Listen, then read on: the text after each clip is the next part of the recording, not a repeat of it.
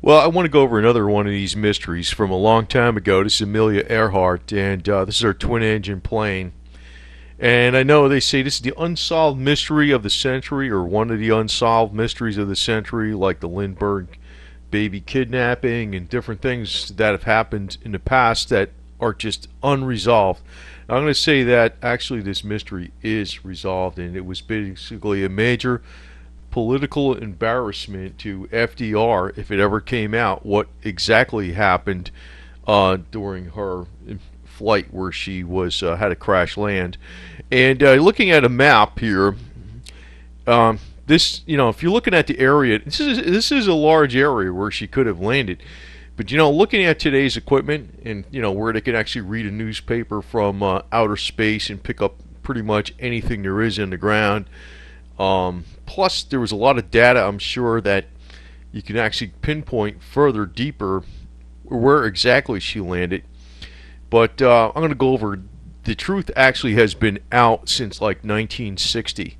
It's been out more than 50 years. And it's like every time this situation comes up again, and like now it's such an older story, nobody really cares too much about it. But in a way, I think it still has a lot of interest today because it was such a big secret that maybe some other people were silenced to keep this a secret. It really what happened was it looks like she was captured by the Japanese during that time, and she was killed. She was killed. July 2nd, 2013 is the 76th anniversary of the loss of Amelia Earhart, America's first lady of flight. Fred Noonan, her navigator, and they flew this twin-engine Lockheed Electra 10E in the Central Pacific during their world flight attempt in 1937. So it's a widely accepted myth that Earhart's disappearance remains among the 20th century's greatest mysteries is absolutely false. And I want to point something out because basically people are controlled, and it's like when the truth is there and somebody gets knocked out of the way, it's like the peasants pretty much pack up their pitchforks in their arms and they go away. But I want to point something out about Amelia Earhart, that there was a lot of knowledge, even on the top brass in the military, exactly what happened to her. And I'll just kind of ad lib around and skip around in this article because and I'll post a link where it is because you can read it in its entirety. But it's very interesting because it's not just about her disappearance; it's about a lot of things and how things work, and why you're never ever going to get the truth about anything 100%. And it's not like we the people can fight this, no problem. But we the people are much too lazy to do so. That's 99% of the problem. And people like to believe the easy answers. But the ugly truth is that Earhart and Noonan crash landed at Amelia Atoll in the Japanese-controlled Marshall Islands and were picked up by the Japanese and taken to the military headquarters at Juliet Atoll and Vader to another island. And the hapless pair were flown to Saipan in the northern Marianas, where they eventually suffered wretched deaths at the hands of the Japanese in, I think, 1937 or 19, maybe it was a year later or so. But Noonan from beheading and Earhart from dysentery or execution, from according to evidence. But the Republic of the Marshall Islands is interesting, and basically said that it's commonly accepted fact that they knew the Japanese took them at that time. Now, this would have been a problem for FDR. You see, I don't know what FDR was doing exactly politically, but this guy is actually, when I look at newsreels of FDR, boy, do I see a phony, pompous ass to the max. I don't know how these people voted for this guy. I'm not sure, because I think he's a major fake, to tell you the truth. When I actually look at a lot of his older speeches, this is one guy I would never trust in a million years. But I don't know if somehow the American people loved him and they elected him 4 times. But it says, if the nation had learned of Amelia's abandonment on Saipan by President Franklin D. Roosevelt, his political future would have been turned to ashes. Now, I'm not quite sure why he did that. That's the thing. I would not know why. But actually, FDR did a lot of weird shit that, you know, he was like totally in cahoots with the Wall Street crowd, even though he's supposedly like a populist president. He was actually totally in cahoots with the Wall Street crowd. He was basically on the side of communism. Nobody in the United States, all the presidents in the 1920s failed to recognize the communist government in Russia. And then when FDR came on the scene, he recognized it right away and called Joseph Stalin Uncle Joe Stalin, and actually gave him $100 printing presses, $100 plates, excuse me, for the dollar, so they could print all the money they could to build up their war machine. A lot of crazy things that FDR actually did, but it's amazing. I don't know. I just looking at his actual speeches today, I see him as a phony, pompous ass to the max. I don't know how people actually got behind this guy. It's amazing. But documents prove that FDR's direct knowledge of the flyers captured records records of America's high-frequency radio direction finding station intercepts of Japanese transmissions in the Pacific have been expunged en masse from national archives, replaced by conspicuous gaping spaces that attest to the former presence of forbidden information. Now, this is a well-hidden thing. And actually I can tell you something about FDR and Huey Long. Huey Long was the politician that was actually the real populist politician who actually was with FDR for many years as a supporter. Then all of a sudden he realized that FDR was actually an opportunist who was always going in with the Wall Street crowd, and Huey Long turned against him, and then Huey Long was silenced. But kind of makes me wonder if there's a little more to this story than even what I'm reading into. Maybe Amelia Earhart might be a little bit too honest and forthright. Maybe he was afraid of what could possibly happen with her too. I don't know. I have no idea. But given the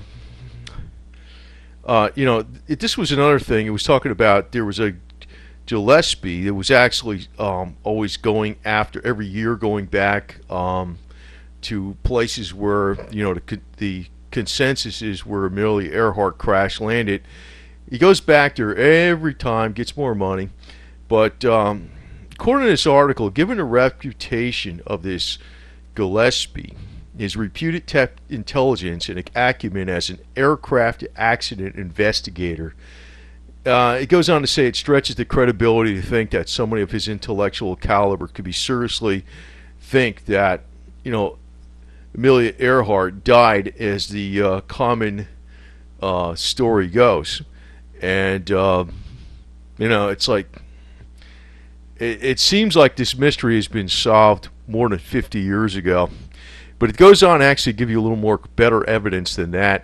It says nearly 30 years before Gillespie and Tighar began making noise, finding Amelia Earhart's wreckage and stuff. There was San Francisco radio newsman Fred Goner in the early 1960s investigations on Saipan convincingly established for objective observers Earhart and Nuhan's presence there in the weeks and months following their disappearance. That's where they were taken by the Japanese. And actually the story's head was famed aviatrix died on Saipan. And he goes on to state that he dealt with high officials on the island and knew what they were saying in Japanese, Alden said.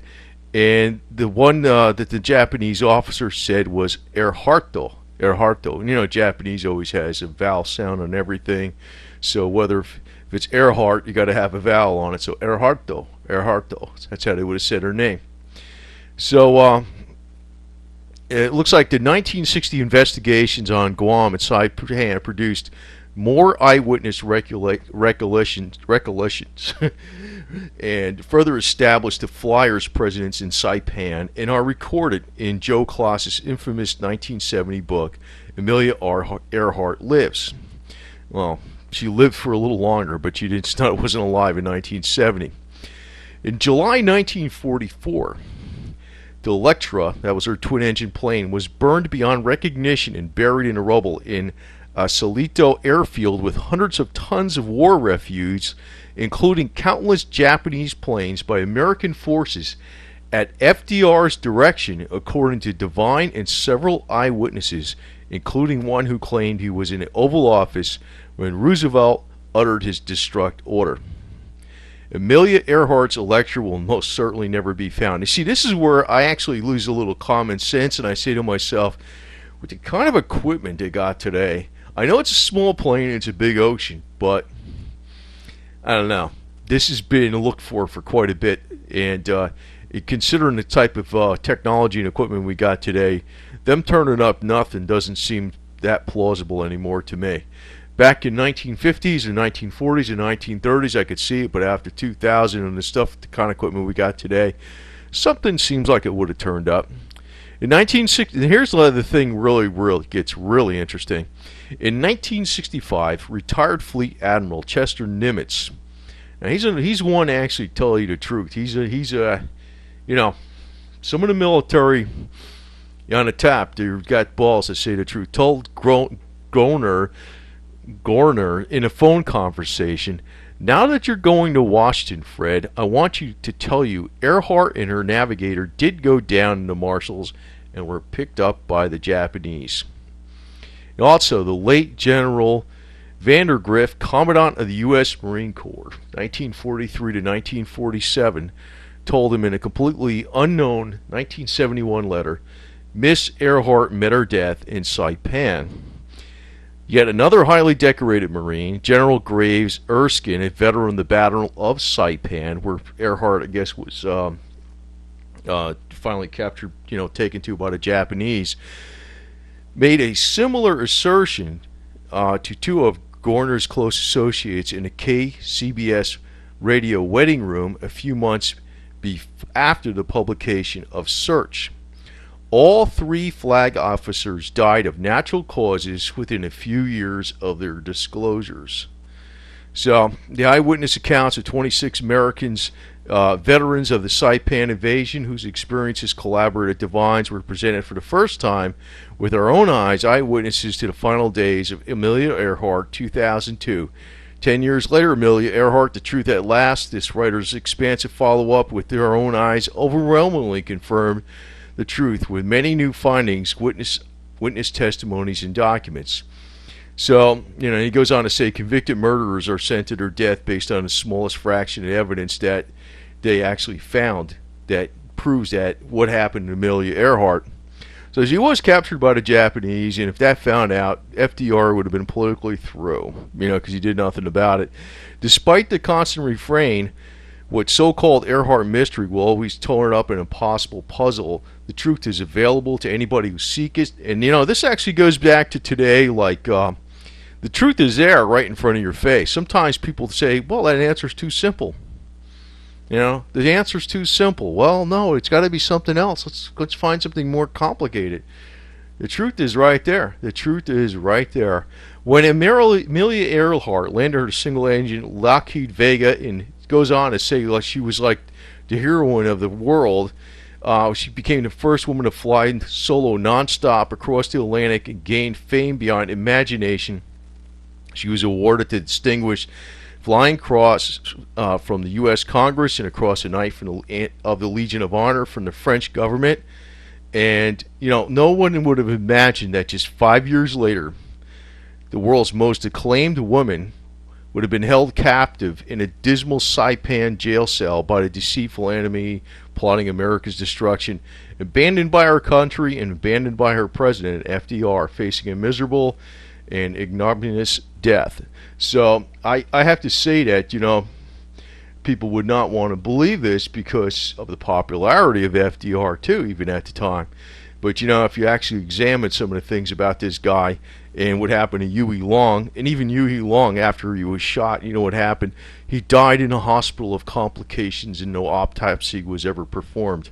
Another enemy out of the way, It makes me, I would say this is my own conjecture, but why did FDR not come to her rescue? I mean, he couldn't have plotted where she was going to crash. I mean, something like that would be too conspiratorial to the max. But I'm just saying, why did FDR not come to her rescue? that makes me wonder. Maybe she was a little bit outspoken in some areas that he didn't like too, and he figured to hell with it. That could be. That's just my own conjecture. But this guy is a bad news weasel and a very popular president at the time, and was elected 4 times. It almost reminds me of some of the things that go on in the world with other world leaders. It's sometimes the most popular thing to do, and the most popular leader are the worst ones going, and actually the false leaders. But, the one thing is with Amelia Earhart, she had the whole world on her side, and it seemed like the whole country. But you can get betrayed by the people on the top, and that is something to always watch out for all the time. But quite an interesting story, because we have known the truth about Amelia Earhart for 50 years or more. And, it's always been out like, what happened? What happened? It's the greatest mystery in the world that'll never be solved. Wrong. This mystery has been solved. The problem is it's an embarrassment to the political establishment, and FDR represents that political establishment and tied in with the Wall Street bankers.